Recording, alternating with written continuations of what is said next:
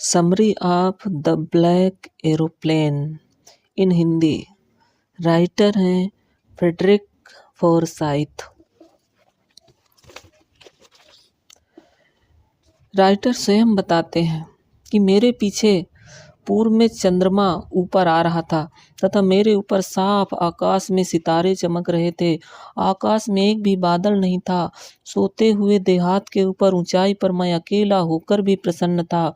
मैं अपना डकोटा वायुयान फ्रांस के ऊपर से वापस इंग्लैंड की ओर उड़ा रहा था। मैं अपनी छुट्टियों का स्वप्न देख रहा था तथा अपने परिवार के साथ होने के लिए उत्सुक था। मैंने अपनी घड़ी देखी। समय था प्रातः 1:30 बजे का। मैंने सोचा मुझे शीघ्र ही पेरिस नियंत्रण कक्ष से बात करनी चाहिए। जैसे ही मैंने वायुयान के अगले भाग से आगे देखा, मैंने अपने सामने बड़े शहर का प्रकाश देखा। मैंने रेडियो चलाया तथा कहा, पेरिस नियंत्रण कक्ष डकोटा DS 088 है। क्या आप मुझे सुन सकते हैं? मैं इंग्लैंड जा रहा हूँ। समाप्त। रेडियो पर आवाज ने उत्तर दिया, DS 088, मैं तुम्हें सुन सकता हूँ। अब तुम्हें 12 डिग्री पश्चिम को मुड़ जाना चाहिए। DS 088। समाप्त। मैंने मानचित्र तथा दिशा सूचक यंत्र को देखा। दूसरा तथा अंतिम ईंधन का टैंक चालू किया तथा डकोटा को 12 डिग्री पश्चिम इंग्लैंड की ओर मोड़ा। मैं नाश्ते के ठीक समय पहुंच जाऊंगा, मैंने अपने मन में ही सोचा। एक अच्छा बड़ा अंग्रेजी नाश्ता। सभी कुछ ठीक था। यह एक सरल उड़ान थी। जब मैंने बादल देखे, पेरिस 150 किलोमीटर मेरे पीछे था। आंधी वाले बादल, वे बहुत बड़े थे। वे मेरे सामने आकाश में खड़े हुए काले पर्वत जैसे प्रतीत हो रहे थे। मैं जानता था कि मैं उनके ऊपर से नहीं उड़ सकता था तथा उत्तर या दक्षिण की ओर बादलों का चक्कर लगाने का पर्याप्त ईंधन मेरे पास नहीं था।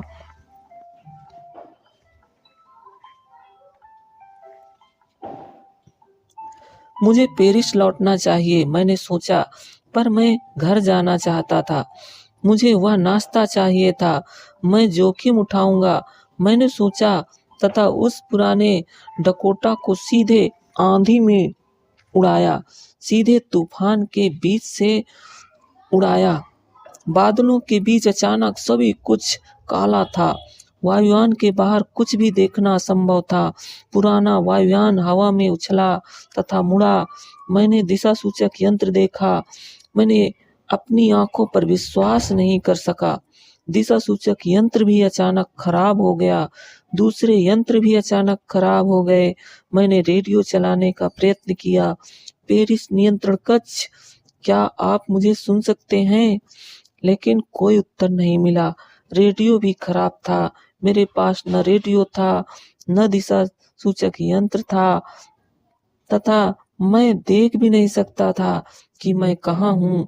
मैं आंधी में खो गया था। तब अपने काफी समीप काले बादलों में मैंने एक दूसरा वायुयान देखा। उसके परों पर प्रकाश नहीं था, पर मैं उसे अपने आगे आंधी में उड़ता देख सकता था। मैं चालक का चेहरा अपनी ओर मुड़ा हुआ देख सकता था। दूसरे व्यक्ति को देखकर मैं प्रसन्न था। उसने एक हाथ उठाया तथा हिलाया। मेरे पीछे आओ, वह कह रहा था, मेरे पीछे आओ। वह जानता था कि मैं तूफान में खो चुका हूँ। मैंने सोचा वह मेरी सहायता करने की कोशिश कर रहा है।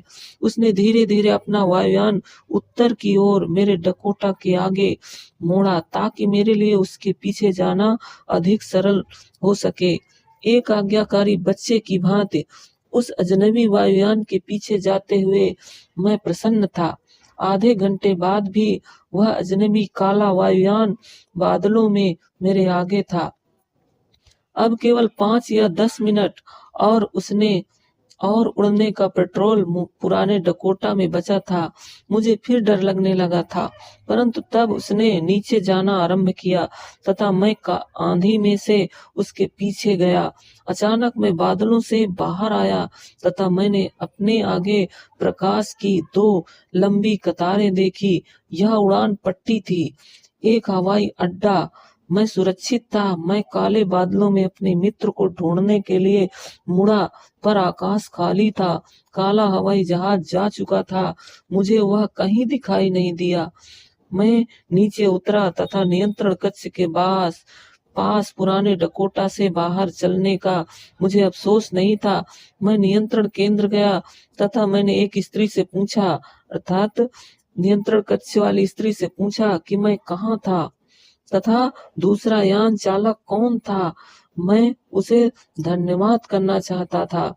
उसने विचित्रता से मेरी ओर देखा तथा तब वह हंस पड़ी। दूसरा वायुयान इस आंधी में ऊपर?